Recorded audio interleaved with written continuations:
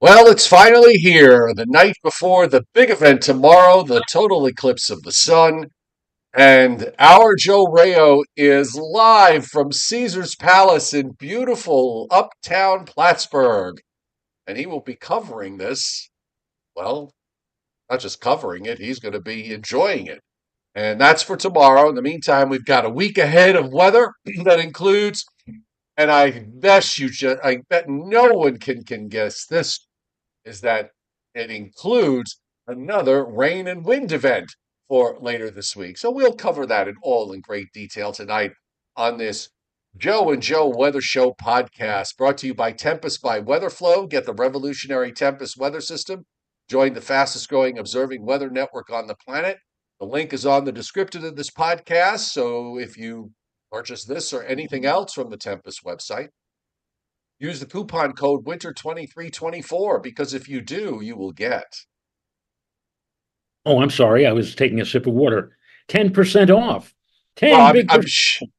was it, um, you know, 40, 41 degree of water, which is water at its greatest density melted from some glacier up in, Greenland or something? I mean, No, but I could tell you this. does the hotel provide it for free?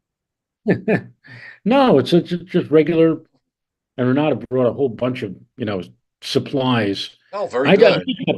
I just got back 10 minutes ago from, it was not Benihana, but it was one of those Japanese restaurants where they cook the food right at the table for you. Oh, And nice. a lot of fun, a lot of Good, fun. good. I must, I I must also, we had 12 to 7, about 12 to 15 inches of snow here, was going to just presumably. ask you about that. And it's not gone. It's all gone. Well, most of it is gone. Way off in the distance where you see the mountains, it almost looks like a Bob Ross painting. You know, when Bob Ross, the happy trees painter, he'll draw mountains and he'll put snow on the side and he'll kind of break the snow along one Right. side of the mountain. Kind of like what it looks like up here. It's Nice. very, very nice.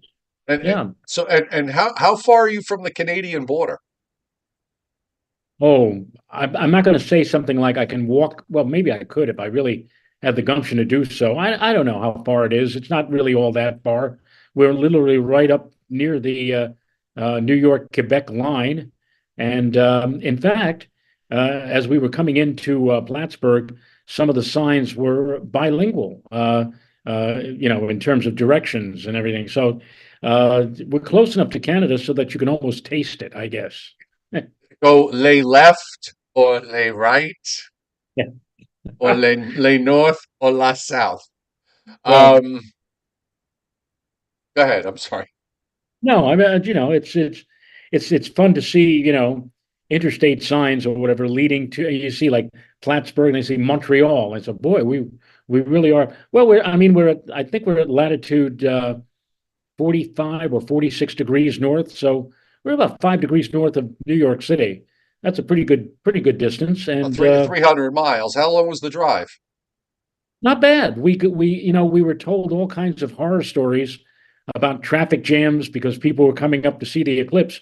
But we got up here in about, I guess, 4 hours. I mean, if you don't factor in the brief stop we made at McDonald's for a bite to eat, and also I had to bring our dog, to a pet sitter in Poughkeepsie, and so that took about 30 or 40 minutes to calm him down and get everything all together for him. But it really wasn't all that bad. And the game plan is that when as soon as we got up here, it took in the SUV it took about a half a tank of gas, so it's about 10 gallons. And basically, what we have the game plan for tomorrow is we're going to hopefully see the eclipse. But as soon as totality is over, and after we give that a big round of applause or whatever, we're packing everything real fast into the back of the car, packing the car up, and we're getting the heck out of here. We're hoping that we'll be able to get back to New York or back to the Hudson Valley area by 7 or 8 o'clock tomorrow night. We're hoping. We've been hearing a lot of stories and all these stupid signs, the apocalyptic eclipse coming, stay early, leave late or whatever, or get here early. And hearing people saying, well, last eclipse, normally would take me 3 hours or 4 hours. It took me 18 hours to get home or whatever. So I'm hoping that that's not going to be the case tomorrow, but we shall see. Right. Let me just say a big hello to everybody on the chat board tonight. And for those of you not on the chat board, but watching in the background, welcome to tonight's Joe and Joe Weather Show podcast. We're here Sunday through Thursday at 7:35, and the occasional Friday and Saturday when there's a storm going on, we'll add a couple of extra shows. Subscribe to my YouTube channel so you don't miss it. If you like the show, hit the like button. Okay, because we always like it when we get over 100 likes. Though I fear that Joe did not bring his bells with him. No, I did not. I'm sorry about that. Well, that's all right. You But know, I got to say something. We barely had enough room. We barely had enough room. We have six people in the SUV, and the interesting thing is, I said to my wife, I said, when I went in for my first eclipse in 1972, my grandfather took us up to Canada in his big beat up Plymouth Fury, six people, all this luggage, my telescope, and we had no problem. But we had problems because we have six people in an SUV, so we had to put the third bench seat up, and that reduced the room considerably in the back of the car. So we really are squeezed in, so to speak, with all the stuff that is been transported from uh, from our house up here, and it'll be even more fun. We have to put the cage and all the other stuff that our dog went with the dog sitter tomorrow evening. Brandon Doherty hits the super chat tip jar. Thank you, Brandon. And he says, buy your missus some breakfast tomorrow morning. It's on him. Don't have to. Don't have to. We have continental breakfast here. It's one of Oh, those okay. nice hotels that serves you breakfast, and or you serve yourself, but there's ample stuff for breakfast, Oh, very good. and then we'll check out sometime around noontime, and then we'll head to the site that has been picked out for us by our good friend on the chat board all these nights, Dennis Cassia. Dennis Cassia, for those of you who are unaware, is a very assiduous, a very enthusiastic amateur astronomer who has been for many, many years highly regarded. He takes wonderful astro photos. And in 1970, Joe, he and his friend Andy Sager, and Andy and he got together. Dennis is 5 years older than I am. So he was about 18 years old when he went with his mom, his father, his sister, went with his friend Andy, Andy's father, and everything else. And they went together to see the 1970 total solar eclipse down in the Carolinas. And they have not been together for a total eclipse ever since. So this is going to be the first time in 54 years that the two of them are going to be together again for a total solar eclipse. And I will be part of that tomorrow. I'll be there with them and Renata and my kids. And so it's going to be a lot of fun. The only thing that will not make it fun is if we have cloudy skies, which I don't think we're going to have. I think we're going to luck out with this, at least up here in Plattsburgh, for viewing the solar eclipse tomorrow. All right. So Tyler Fienga, who is on the chat board tonight and also on my subscriber, my Patreon page as a subscriber, has sent a series of questions that might cover a whole bunch of different things, and you might be able to answer some of these, and you might not be. So I'm just going to run through the questions with you one at a time, and then you can, if you're sure, if you know the answer, great, and if you don't, well, you, Joe, you know many things, but you can't, you may not know everything about this. So here's his first question. This is all, it's regarding eclipse safety. Okay. So what, and this is what Tyler says. From what I've researched, it appears that one can look at the sun while recording it on an iPad without eye damage. Okay. As while recording, the iPad takes in an image and outputs a digital image. But I just wanted to make sure that this was true. I know certain magnifying devices like telescopes can be incredibly dangerous and cause instant eye damage. So he also said, well, there's more.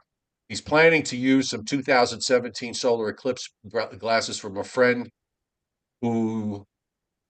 whose friend worked at NASA. So, a friend of a friend worked at NASA. So, he's got 2017 glasses that I could put over my device. Would it be safe then to look at the sun through the iPad while recording slash zooming in on the sun through the iPad?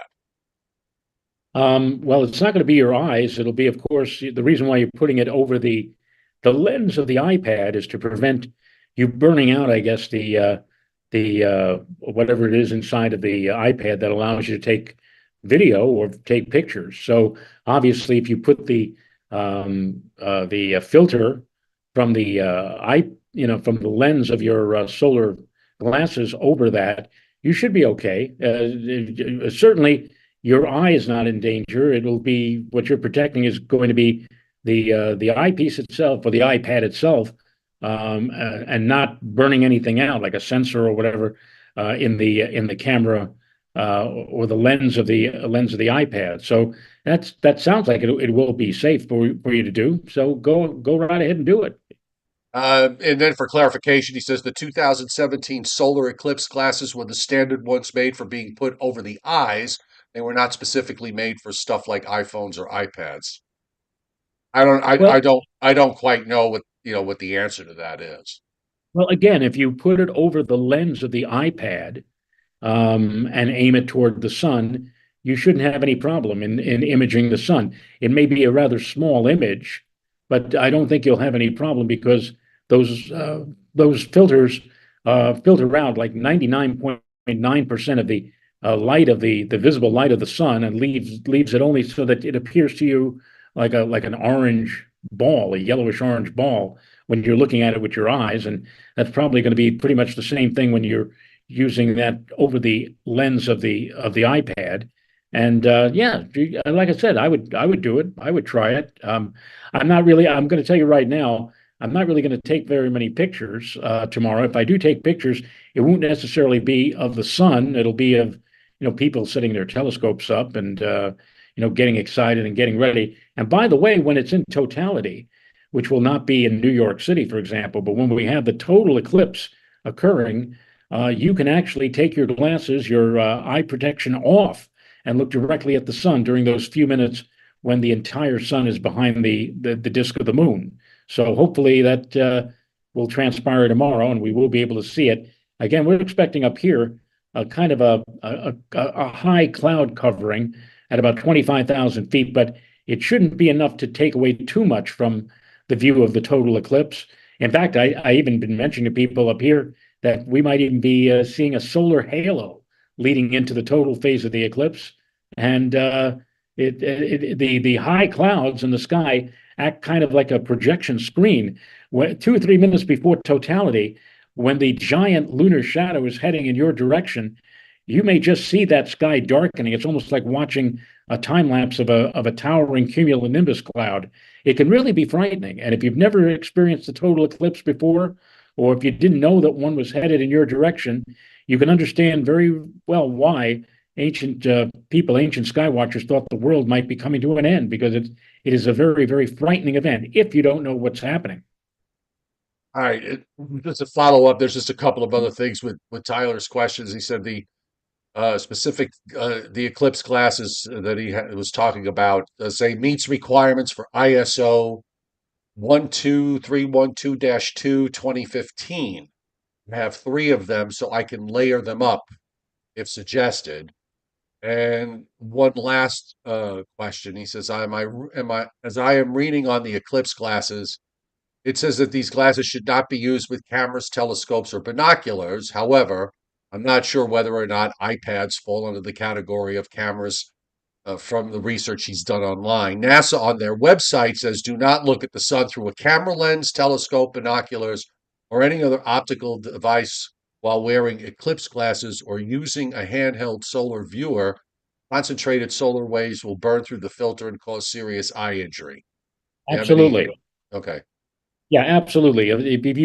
If you wanted to look, let's say, at the sun through a pair of binoculars and say, "Oh, there's no problem. Let's pretend these are the solar glasses." I said, "I'll put my solar glasses on and then I'll look at the sun through the binoculars." But that's wrong, because what you're doing is you're concentrating all of that heat and light through the binoculars and onto the filter, the plastic filter that is being used to block off the rays of the sun. And indeed, what's going to happen is that that filter is going to slowly get baked or melted, and eventually it may melt to such a degree that all of a sudden all of that extreme heat and light goes through the filter and right into your eye and can cause very serious eye damage. Now, if you wanted to use the filter to a degree on your binoculars, the place to put uh, those lenses or the glasses would be on the front end of the binoculars, where the big uh, part of the what we call the objective lenses are. And if you can do that and cover a sufficient amount of the big lenses with the filter, that should be safe because then the heat and light of the sun is entering the binoculars, going through the filter first and reducing or attenuating all of that heat and light.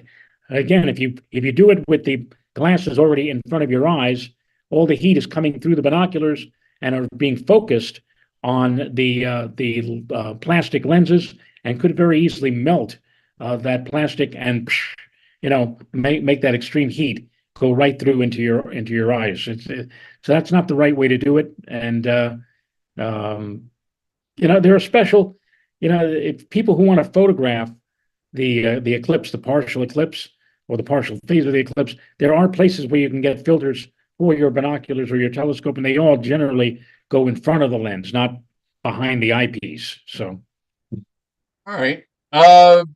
Let's look at the issues for tomorrow with respect to cloud cover. And I just want to start off with the U.S. satellite loop so we can see exactly what's going on here. You have there's a wrapped up low, an upper low, and what will be a weakening surface low sitting in uh, northern Nebraska, south central North Dakota, just right on the border. That's not coming here. That's going north northeast up, and it's just going to weaken away. But there's this arm of clouds and some precipitation. The precipitation is not coming anywhere close, but some of this high cloudiness will blow off to the east overnight and for tomorrow. So at the same time, you've got that old storm sitting well southeast of Nova Scotia now. So there's some drier air that's coming down from eastern Canada through New England, but particularly through New York State and into Pennsylvania and New Jersey. So the question is, you know, how much high cloudiness is going to get in, and will that matter if we're talking about clouds up at 25,000 feet, 20 to 25,000 feet, and a cloud thickness that really isn't all that thick?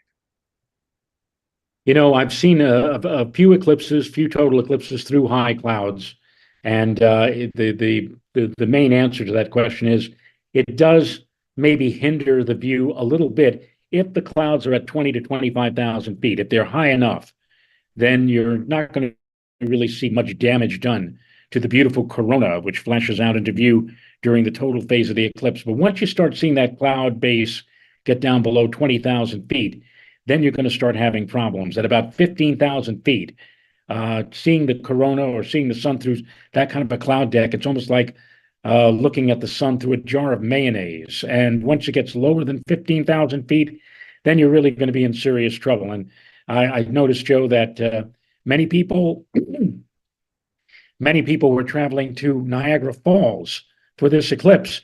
And sadly, it looks like in Niagara Falls, they're going to be looking at a 5,000-foot cloud cover, solid cloud cover.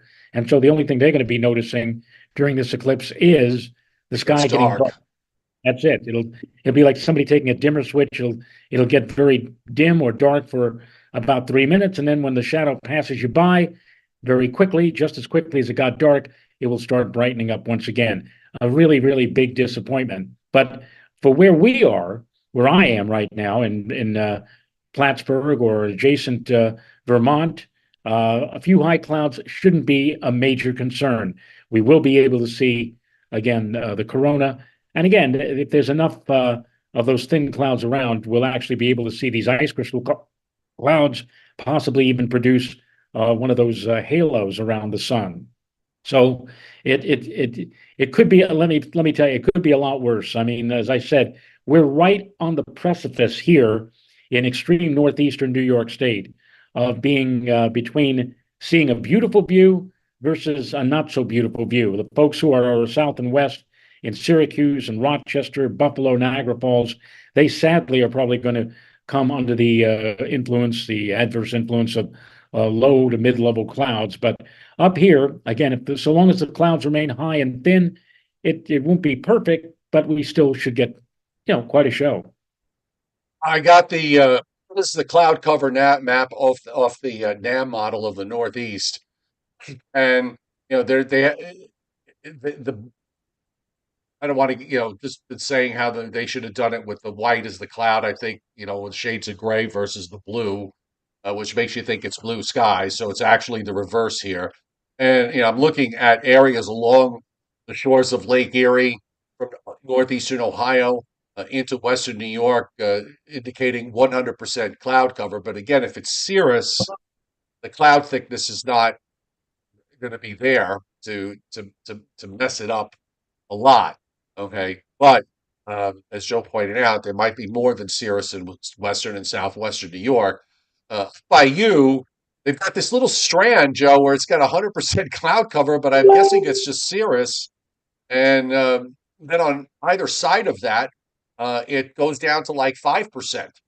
So maybe you'll get lucky, and the models are, maybe it's a little bit too slow in getting that first band of cirrus out of the way. This is at 2 o'clock in the afternoon uh, on the map.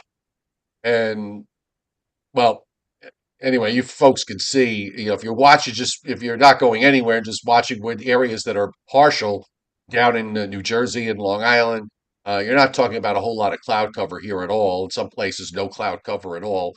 And if you're in northern Vermont, northern New Hampshire, and in much of central and northern Maine, skies are going to be mostly clear. I believe that, and it's interesting that I was not aware that they have now added the NAM to the ensemble, so to speak. We've only had the Canadian model, the GFS, the European. Now they have the NAM. I'll tell you a site, Joe, that I find most interesting. And yeah, hang on for just one second here. Sure. And for whatever reason, I don't know what happened. I mean, I can hear you fine. And I'm looking at the show on my iPhone, so I can't see you on the Zoom that I initially called you up on. So, but it doesn't really matter. As long as I can conduct the show this way. But there's a very interesting site that you may or may not have heard of. It's called Spot Weather. The spot, the S is in capital and the W in weather is capital, spotwx.com. And what I love about this particular site is that all of the, well, not all of them, the European is not on this model, but most of the models that you're accustomed to are presented in a graphical form. And so, for example, when I call up the GFS on Spot Weather, what you do first initially is when you get on the site, you just point to the spot that you're interested in. That's, I guess, why they call it Spot Weather. Yeah, I put the cursor over Plattsburgh, and immediately the model will take all of the Spot Weather will take all of the models available for that region, and you can pick any model you want. Like I said, if you pick, let's say, the GFS, what I could do is I could look at graphs that take me over the next 10 or 12 days on the GFS. You just move or scroll along the graph for the date and time that you're interested in which case, tomorrow, April the 8th, 3 p.m., and it gives you an option. You could look at the temperatures that are being predicted by the GFS for a specific time, the dew point temperatures, relative humidity, and for clouds, and this is what I really love about this, the clouds are broken down into 3 different categories: high, mid, and low. And they also give you the cloud ceiling in meters, which is roughly, if you multiply meters by 3, you'll get the height of or the ceiling or the height of the clouds in feet. And from what I was able to deduce from this afternoon's 12Z run on Spot Weather for the Plattsburgh area, for Plattsburgh, we have 100% of the sky covered by high clouds, mid and low level clouds, 0%. So the only thing that apparently we will have to deal with tomorrow in Plattsburgh are high clouds, and the ceiling is said to be at 7,643 meters, which translates into 25,075 feet. Now, 25,000 feet for clouds, that's way, way up there. So it's going to be a high cloud deck, a high thin layer of clouds.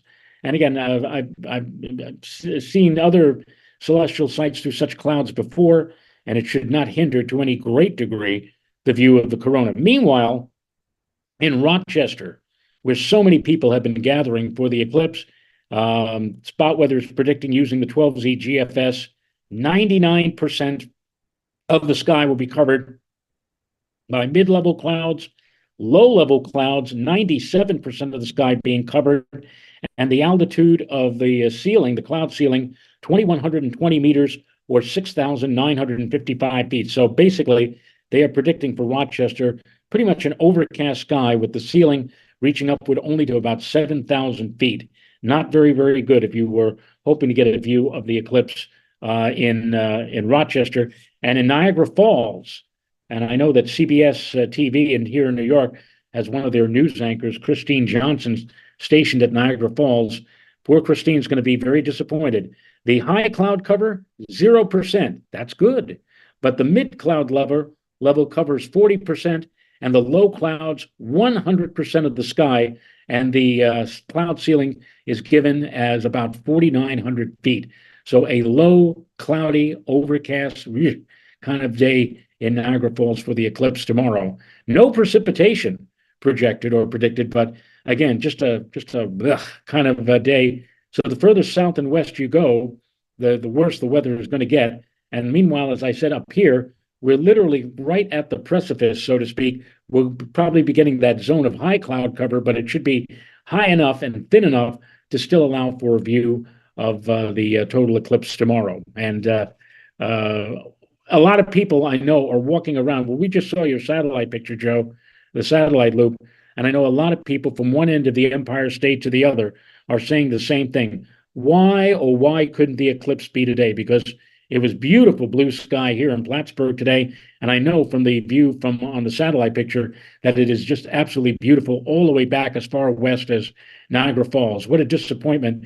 People tonight going to bed very excited. Oh, tomorrow's the eclipse of the sun in Niagara Falls and Buffalo. Beautiful, beautiful day. And when they wake up tomorrow, it's just going to be, if you pardon the unmeteorological expression, it's just going to be a dreck of a sky.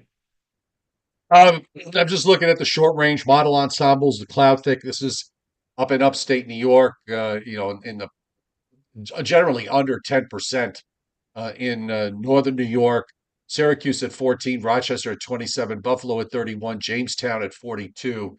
Just want to go to the model map here with the cloud cover and just take a look at some other regions around the country.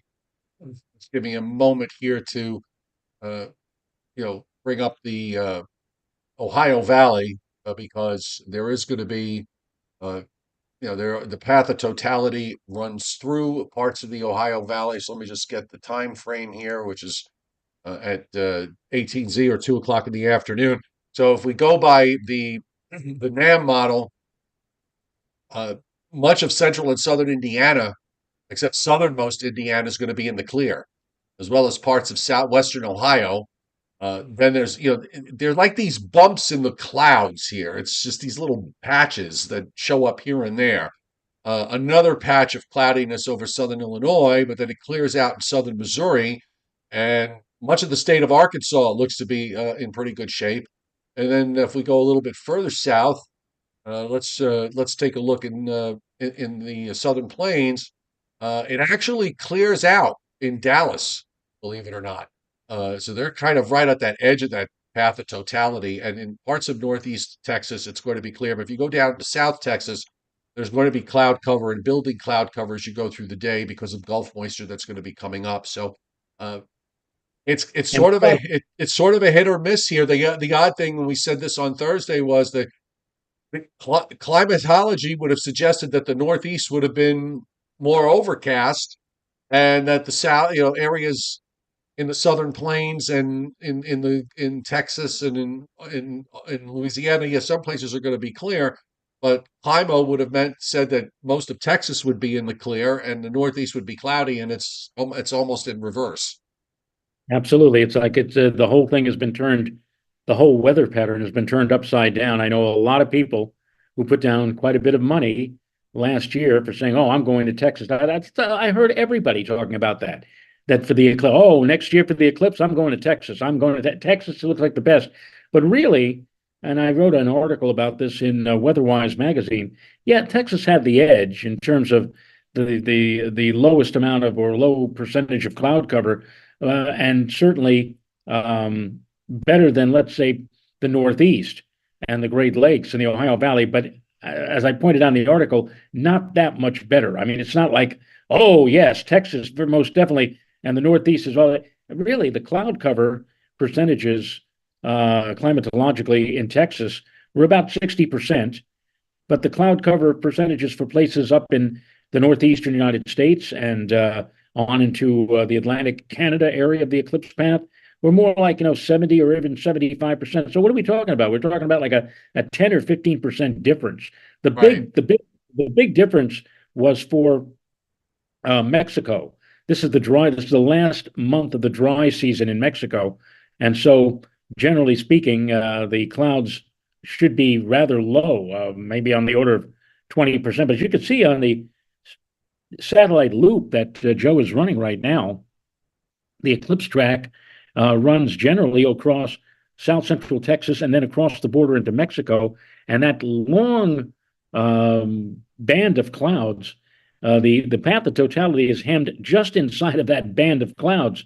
So people who are expecting to go to Mexico and having a clear blue sky will still have some partial interference from cloudiness, varying degrees of cloudiness. And meanwhile, up here in the Northeast, as I said, look at that. I mean, the beautiful today, and again, it'll be, how much of the cloud cover from the Great Lakes and the Ohio Valley will spread to the north and east over the next 24 hours.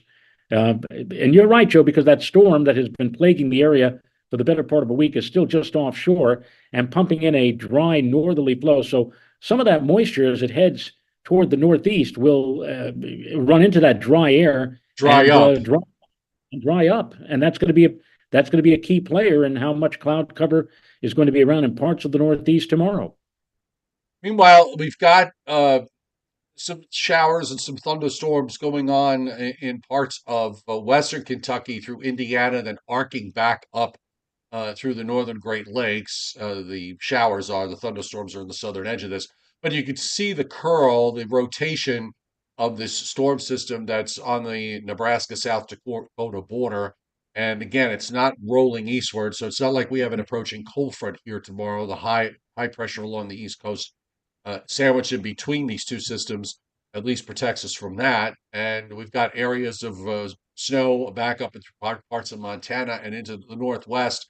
The just to look ahead to where we're going this week, because we've got another big rain event. The Storm Prediction Center, first off, this is going to be a pretty busy week for severe weather, and they do have risk tonight.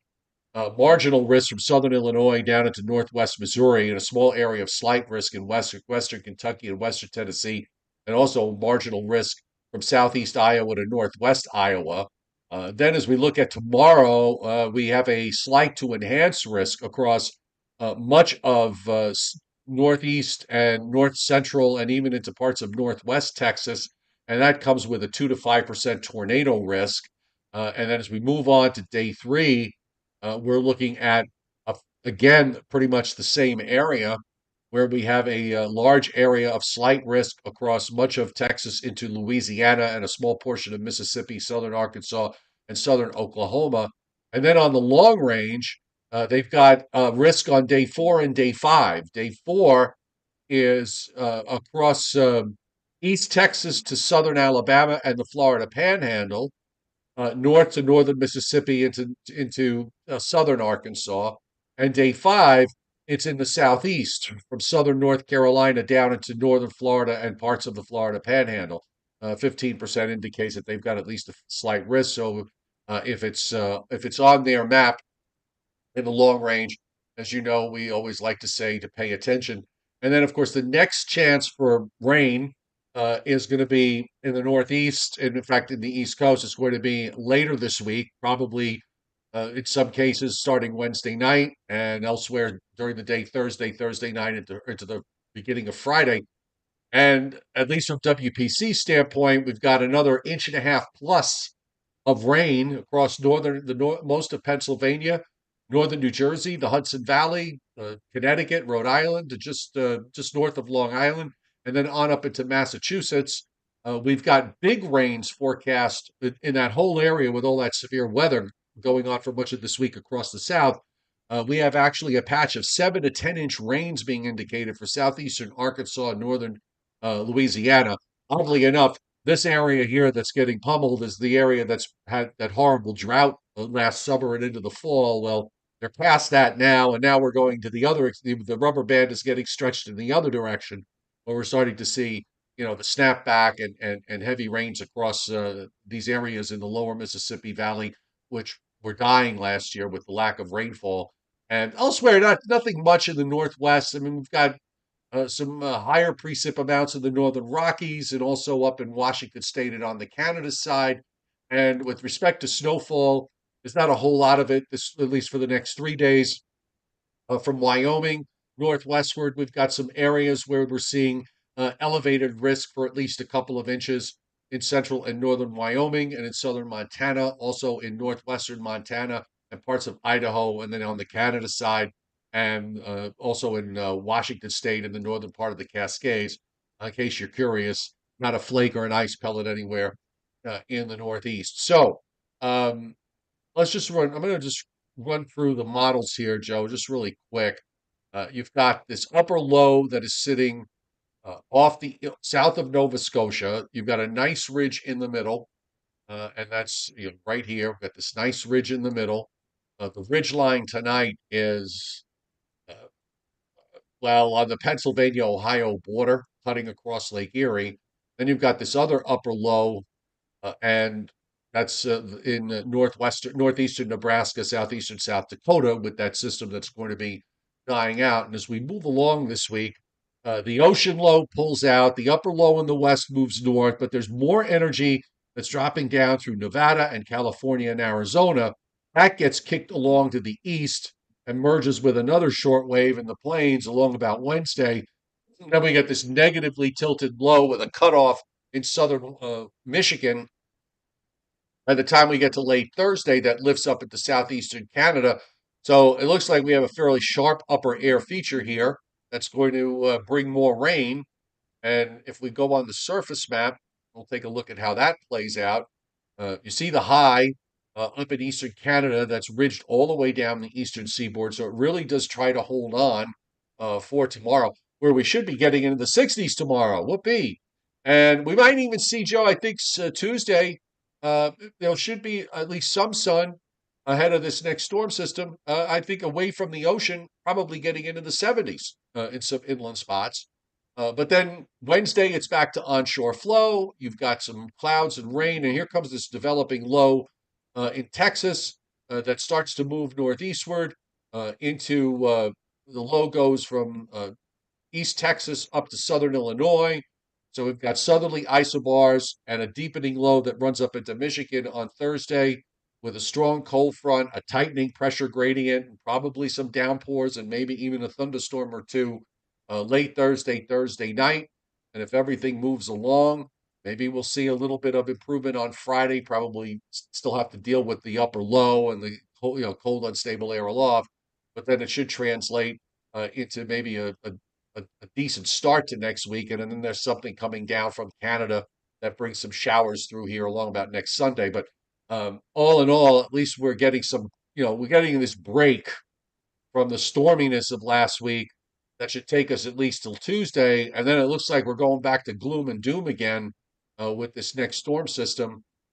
Looks like it also could get kind of windy later in the day on Thursday into Thursday night with a strong southerly, wind up and down the East Coast. And after that, again, maybe we'll start to see some improvement afterwards. So no rest for the weary with this busy pattern that we have been in since I don't know. It's been going on for so long with these storm systems, and we're still not done with it. Putnam Valley, where I am, my location, my weather station is indicating just a shade under 20 inches of rain. 20 inches, and we've only begun the first week of April. And you got to say to yourself, what is going on here? It's just amazingly wet we had such a wet summer last year. And I'm sorry to say that the trends seem to be pointing toward yet more wetness later on this spring and on into the summer. It doesn't seem to want to let up, Joe. No, it doesn't. Leon Probisky, thank you for hitting the super chat tip jar tonight. And we have a first timer hitting the tip jar. Rock roll, rock roll. Thank you. And I think you might be new to the chat board too. So if you are, if I missed you before, I apologize. But thanks so much for hitting the super chat tip jar. So I don't want to keep you. You got a long day tomorrow, so we can. I just want to ask you, have any parting, thoughts, ideas? Oh, I did want to ask you about is with everything that went on last week, we really did need a 4.8 Richter scale earthquake. That's right. We had I a mean, this year. that just. I don't know who had that. Did you have that on your bingo card, or that we were going to get a? There was going to be an earthquake on Friday. I tell you, Joe, and it was the first time in my life, and I'm sure maybe for you, unless you've actually experienced one, let's say in California somewhere, where you hear there was a 2.2 earthquake in Hackensack, New Jersey, or there was a 1.9 indicated at Eastport, Long Island, and you hear about these things in the tri-state area, and you never feel them. I certainly have never felt anything significant. And then at 10:23, I was sitting in our TV room. Renata was with me, and all of a sudden we heard a rumble. And I said to myself, "Oh, what is that? Is that some kind of a big truck that's coming up my driveway?" And the rumble got more and more intense. And then finally, it only lasted for about 8 or 9 seconds. But by second number six, the house was literally shaking, literally. And then just as quickly, it just all Just stopped. stop. We looked at each other and said, "What the heck was that?" And then finally, Renata said, "Could that have been an earthquake?" And then we started getting, reports. Her brother-in-law out on Long Island, Mineola, Long Island, and my sister in Throgs Neck, and other people saying, "Boy, did you feel that or whatever?" And I said, "Man, it must have been an earthquake." And I said, "What kind of an earthquake do you think it was?" And Richter 4, Richter 5, or whatever. And it turned out to be a 4.8. So it was the Wow. first time in my life that I've ever experienced. And we had an aftershock, Joe, at 6 o'clock, just after six. Yes, I Another saw that. another another quake. This one was not quite as intense. It was about 4.0, but after you go through what we went through in the morning at 10:23, and you say, "Well, there could be aftershock." Yeah, yeah, sure. It was enough that we got this. We're not going to feel, and sure enough, there was another one at 6 o'clock.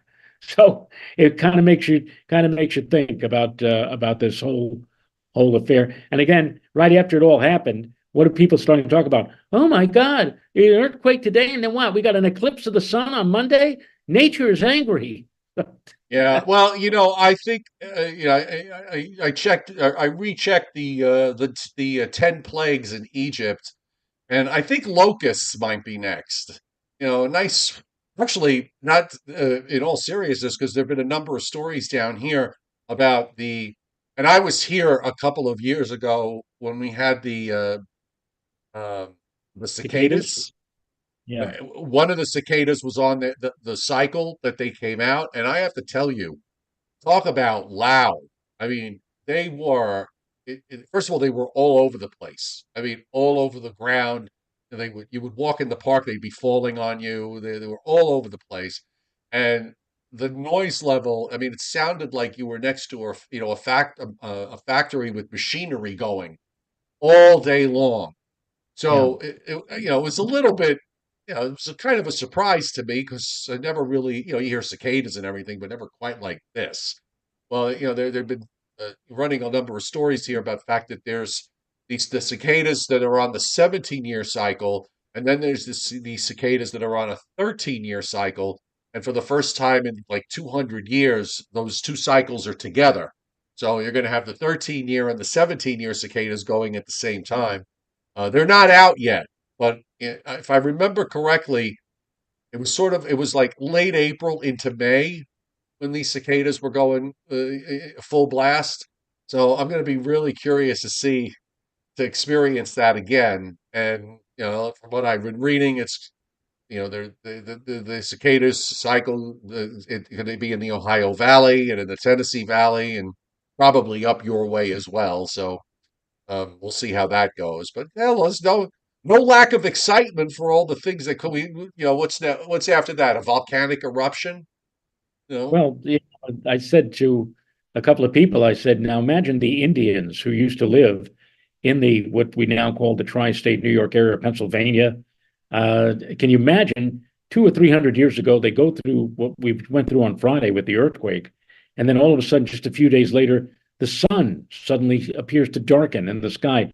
You better believe that some of those ancient tribes would have probably said something to the effect like, the Almighty is angry, or something terrible is going to happen, or they looked upon that as an omen.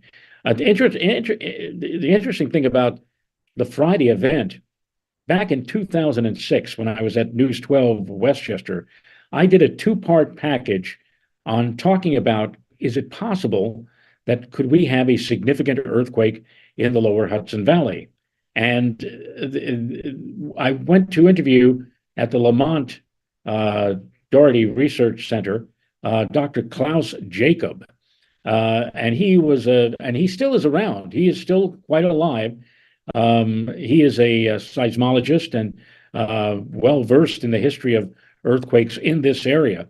And he was talking about the fact that in 1737 and in 1884, the New York metropolitan area was subjected to a 5.2, at least a 5.2 Richter, or the equivalent of a 5.2 Richter earthquake in the New York City metropolitan area.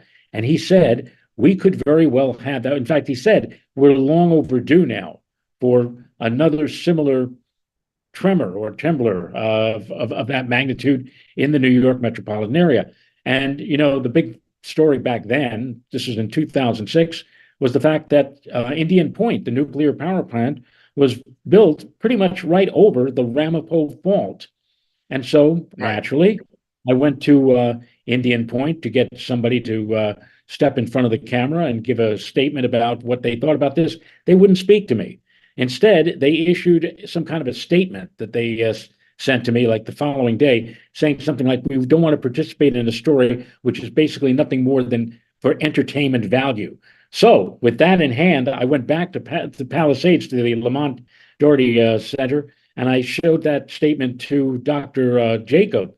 And you talk about somebody who got his German up. He was furious. He said, I'm trying to imitate him. He said, I am not an entertainer. I am a scientist. And I know for a fact that we will have a significant earthquake of at least the Richter 5 sometime down the road.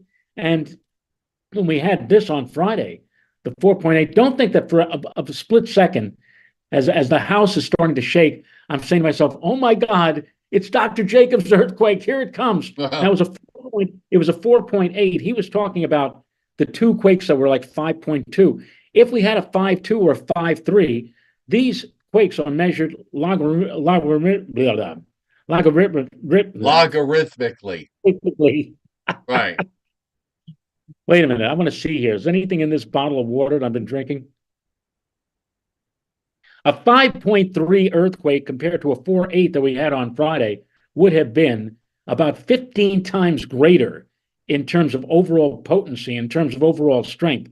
So, and I'm just saying to myself, if that be the case, there could have been some real damage. In fact, some experts were saying that if we did get a 5.2 or 5.3 in New York, it could create billions, he said, with a B, because a lot of the skyscrapers in the New York area, it's different in Los Angeles or San Francisco, or as we just saw last week in parts of the Far East, because they have earthquakes, and so the buildings are built or designed for those kind of major earthquakes.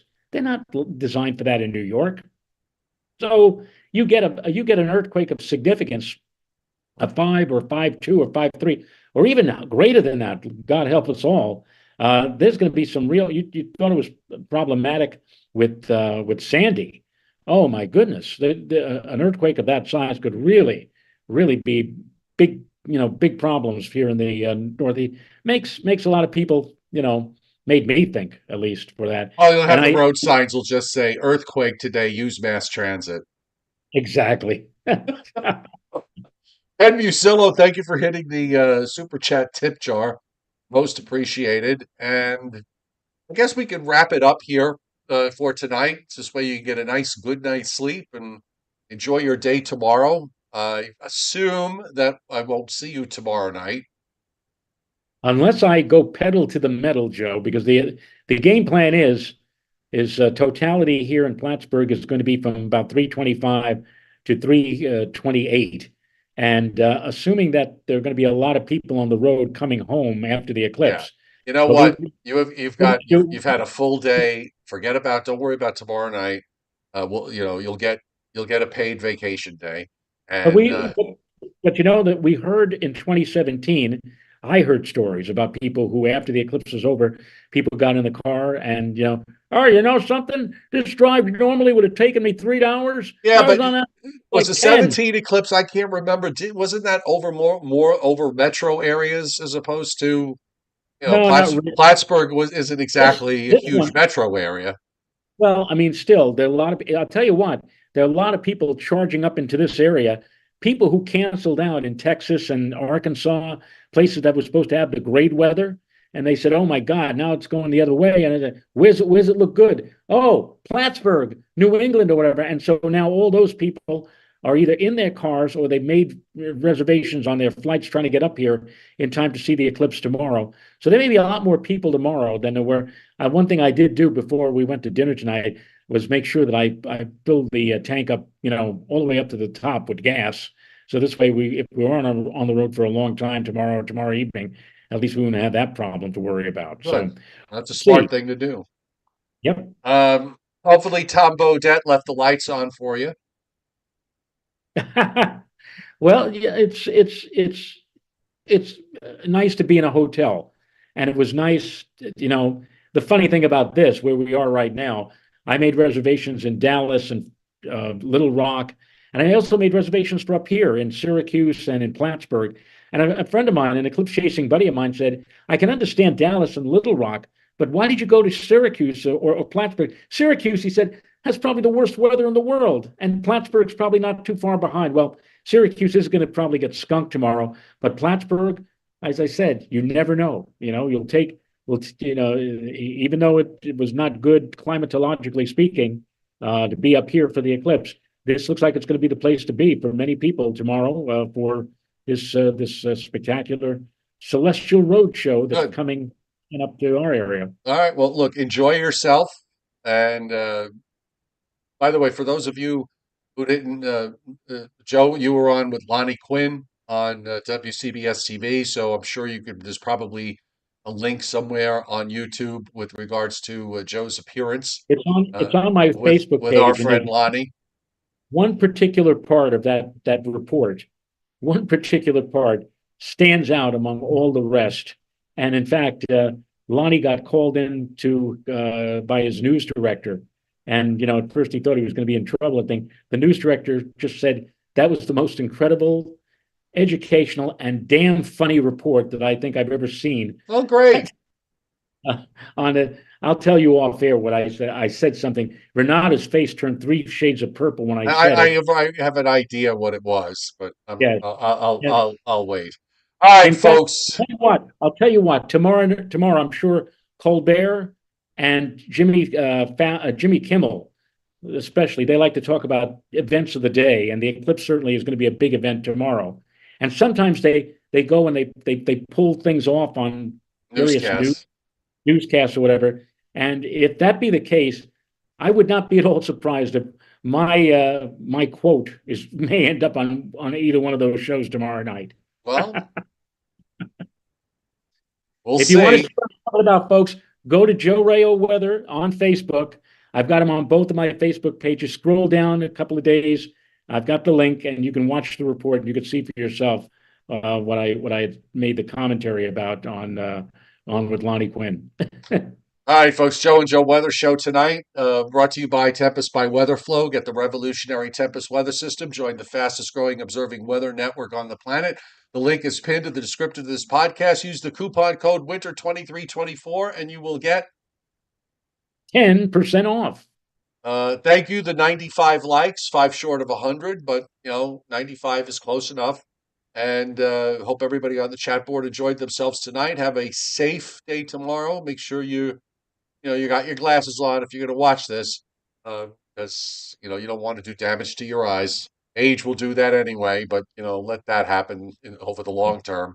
Uh, don't rush it, okay? And I will be if I will be here tomorrow night at 7:35 p.m.